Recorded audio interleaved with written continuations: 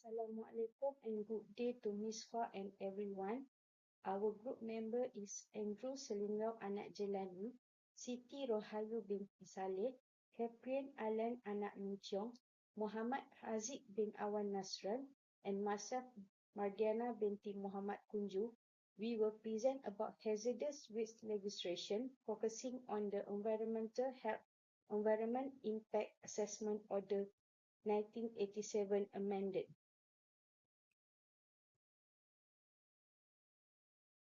This topic is important because Malaysia's development activities such as factory, housing, mining, agriculture and waste treatment facility can create pollution risk. EIA or Environmental Impact Assessment is used to study the possible environmental impact before a project starts. It helps identify the risk and recommended control measures so that damage to the environment can be reduced or prevented. For the legal background, the main environmental law in Malaysia is the Environmental Quality Act 1974. This act gives authority to the Department of Environment or DOE to monitor and control activity that may cause environmental problem. The key section of EIA is Section 34A. Any project listed has the prescribed activity must submit an EIA report before approval. The report must explain the possible environmental impact and the measure to control it. The main party involved are the project developer, EIA consultant, DOE, relevant authority, and the public or community. For the EIA Order 1987 amended and current framework, the EIA Order started with the 1987 Order, which introduced the list of activity that require EIA approval. Later, the framework was updated through the 2015 Order. This update replaced the 1987 Order and divided activity into first schedule and second schedule. Example for prescribed activity including agriculture, forest, mining, quarry, housing, infrastructure, industrial development, power generation and waste treatment facilities. Guys, today you're with me. My name is Caprian Alan Anak Minciong, BEHP 24096659. Okay, I will explain with you about the purpose of objective of EIA. Purpose and objective, sorry. First is to assess environmental impact before project approved. Such as check if the building a highway will cause the deforestation. Second, identify effect on air, water, land, and human health. For example, factory may cause air pollution or dirty river water. And then support informed decision making, such as government decide to approve, reject, or modify projects. So then promote sustainable development, develop land without destroying environments, and then prevent pollution early, such as install drainage system before constructions to avoid the flooding. Okay, next. The importance of EIA. First is protect public health.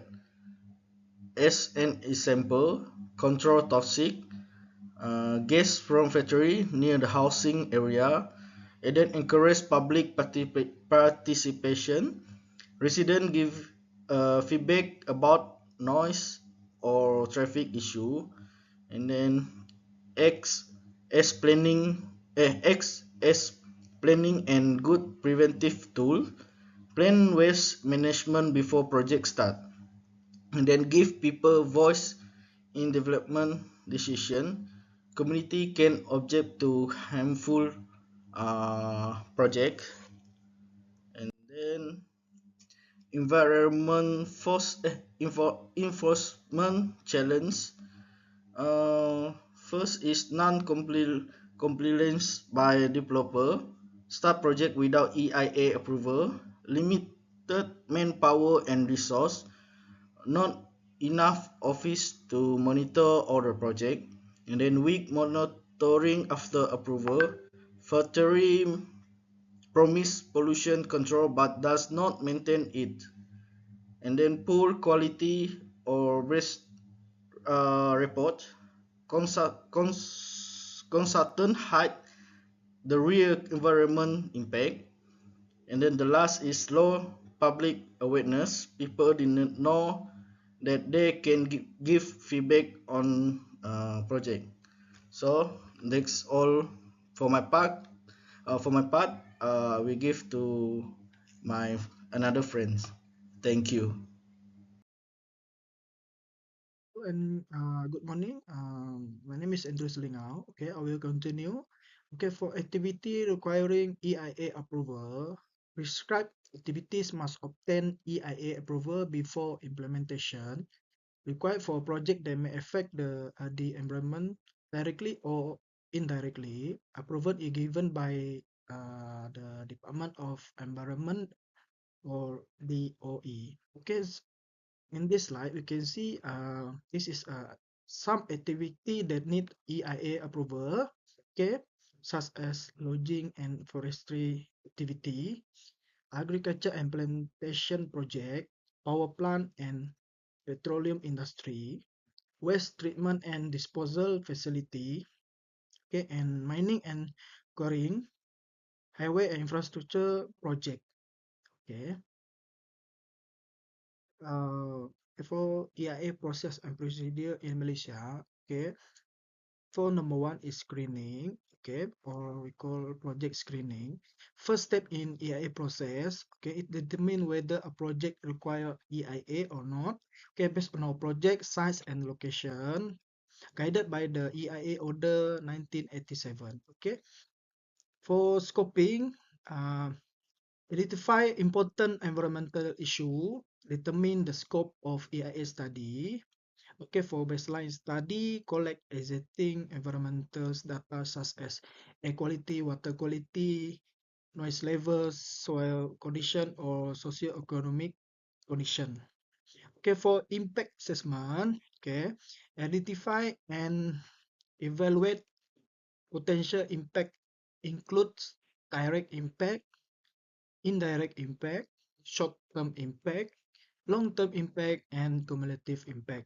Okay, for mitigation measure, pollution control system, erosion and sediment control, proper waste management, uh, reforestation program, buffer zone, environmental monitoring. Okay, and then for EIA report preparation and submission, prepared by project proponent or environmental consultant, okay, submitted to DOE for review, and it include project description, existing environmental control condition, predict impact, mitigation measure, environmental management plan, and monitoring plan. Okay, and then for review, approval, and compliance. Okay, DOE review the EIA report may involve expert review, public comment, site visiting request for additional information, and project may be approved with condition. Okay, and then the last one is monitoring, ensure compliance with approval condition. Okay, for type of EIA in Malaysia, they have two types. One is preliminary EIA or detailed EIA. Okay, for preliminary EIA is used for project with moderate impact. The assessment is more simple and streamlined. The review process is faster and it is mainly reviewed by the DOE. Okay, for detail, EIA is used for project with significant impact. The assessment is more comprehensive and holistic. The review process take longer because it needs more detailed study. Public participant is also involved in this process. In conclusion, preliminary EIA is for moderate impact project, while detailed EIA is for project with higher and more significant environmental impact. Thank you. Okay, I will continue with importance of EIA approval. Okay, first of all, it protect environmental quality. Okay, it also prevent pollution such as water pollution, air pollution, noise pollution. Okay, and then it's reduce public health risk, support sustainable development, ensure compliance with environmental law, and then improve decision making. Okay, for summary, EIA ensured development projects are assessed before implementation. Okay, it's help predict and reduce environmental impact. And lastly, EIA support balance between economic development and environmental protection. That's all from me, so thank you. For our next point, I will explain the role of environmental impact assessment, EIA, in environmental planning and its health implications. First, EIA is a very important in environmental planning because it helps identify environmental risk before a project begins. Before any development project is approved, developers are required to prepare an EIA report. This report will be reviewed by the Department of Environmental, or DOE, to ensure that the project is safe for both people and the environment. EIA helps in several ways. First, it identifies possible environmental impacts at an early stage. Second, it assists authorities in making project approval decisions. Third, it reduces risk to human health and the environment. Besides that, EIA also encourages safer and cleaner industrial practices and support sustainable development. In addition, EIA requires developers to prepare proper waste management systems, pollution control measures, and emergency response plan, especially for industries handling hazardous waste and toxic substances. Next, let's look at the health implications. Poor hazardous waste management can cause serious health problems such as respiratory issues, skin irritation, poisoning, cancer, and other chronic diseases. Toxic chemicals may also contaminate the air, water, and soil, affecting workers and nearby communities. During the EIA process, developer must assess health risks to communities, especially sensitive groups such as children and elderly.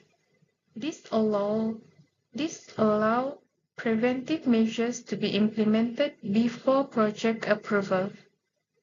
One example is illegal chemical waste dumping, which cause breathing difficulties, nausea, and other health problems among students and residents.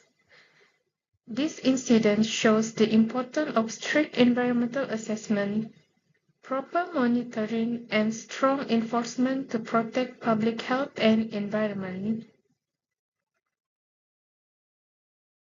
Very good day to Ms. Fatia and fellow friends. My name is Muhammad Haziq bin Awang Nasran.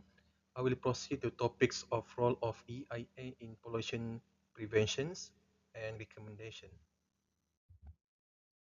Now let's move into the practical applications. How does an EIA actually prevent pollutions before a single brick is laid or a chemical is stored? It boils down to three core pillars of foresight, such as planning, assessment, and readiness. First, we look at systematic waste and logistic planning. The goal here is to eliminate guesswork, and EIA identifies exactly what types of waste will be generated and in what quantities before the project even begins. The key takeaway here is developers are required to create a formal logistic plan. This means knowing exactly who is transporting the waste, where it is going, and ensuring that licensed contractors are handling it.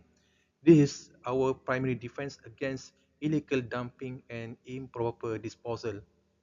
Point two, the second pillar is risk assessment and prevention. This is where we look at our natural resources, such as air, soil, and water, and ask what is the absolute worst case scenario. For example, if we identify a high risk of chemical leak during the EIA phase, we don't wait for a leak to happen to fix it. Instead, we integrate preventive measures directly into the project's engineering design. We solve the problem on paper so it never happens in reality. Point number three is mitigations and emergency. Even with the best planning, we must be prepared for the unexpected, right?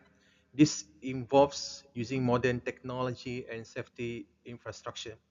This means implementing physical barriers like bonding system to contain potential spills and having a robust emergency response plan ERP ready to go.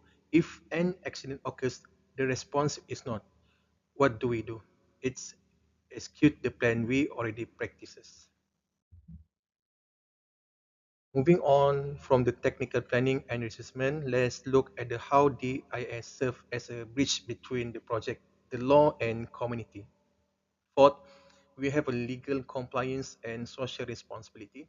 In our context, this is centered on the Environmental Quality Act 1974. The logic here is simple. Obtaining EIA approval is not just a checkbox exercise. It is tangible proof that a project is viable. It demonstrates that the developer has successfully balanced the drive for economic profit with a commitment to environmental sustainability and government regulations. It is about building trust with regulators from day one. Next, point number five, public health and community safety. Next, and perhaps most importantly for the people living nearby, is public health and community safety. One of the most practical outcomes of an EIA is the establishment of safety buffer zones. Why does this matter? By physically separating industrial sites from residential areas, we create a shell for the community.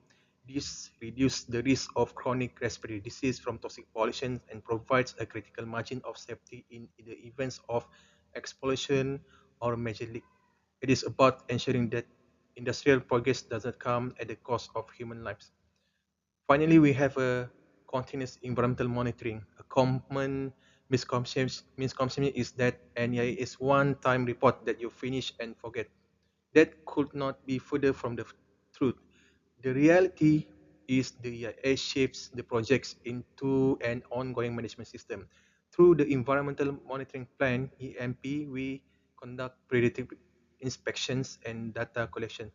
This ensures that the pollution control measure we promised at the start actually remain effective throughout the entire lifespan of the project and not just during the first month of operation.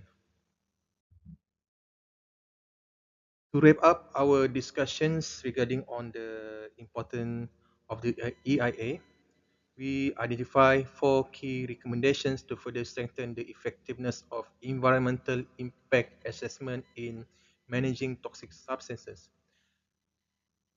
Recommendation one is strengthening regulatory enforcement. First, we need to move from guideline to mandates.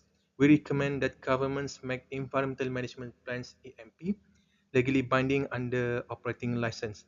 The logic is an EIA is only as strong as its enforcement. By imposing strict penalties such as heavy fines or even revolving permits, we ensure that the West handling protocols online during the planning phase are strictly followed during the operation phase. Recommendation number 2 is adopting the West hierarchy. Second, we advocate for industry to fully embrace the West hierarchy. The goal is instead of just managing waste, we should focus on cleaner productions. This involves eco-design by using less toxic materials from the start and industrial symbiosis, where the byproduct of one process become the resources of for another. It's about minimizing hazardous waste before it is even created. Recommendation number 3 is dynamic monitoring and auditing. Third, we must modernize how we watch these sites. We suggest shifting towards dynamic monitoring. The technology by utilizing IoT sensors, we can achieve real-time pollution detection rather than waiting for scheduled inspection. When you pair with these mandatory third-party audits, you remove the risk of self-reporting bias and ensure the project stays true to its original environmental predictions. And finally, is emergency preparedness and response. Every EIA must include a comprehensive disaster management plan (DMP). The scope is this is not just a document on the shelf. It must include specialized containment systems, medical readiness for toxic exposure, and crucially regular emergency drills. These drills should involve not just the facility staff, but also local emergency services to ensure a coordinated life-saving response in the event of the crisis. So that's all for me. Thank you very much. For a conclusion, EIA is not just a report for filing. It is a preventive tool to identify environmental and health risks before construction or operation begins. EIA can recommend pollution control measures such as wastewater treatment, air emission control, dust control, noise control, traffic control, and schedule waste management. However, EIA only works if the approval conditions are followed. Weak monitoring and poor compliance can make EIA useless. So, strong DOE enforcement, honest reporting, and public participation are important. That's all from our group presentation. Thank you for your attention.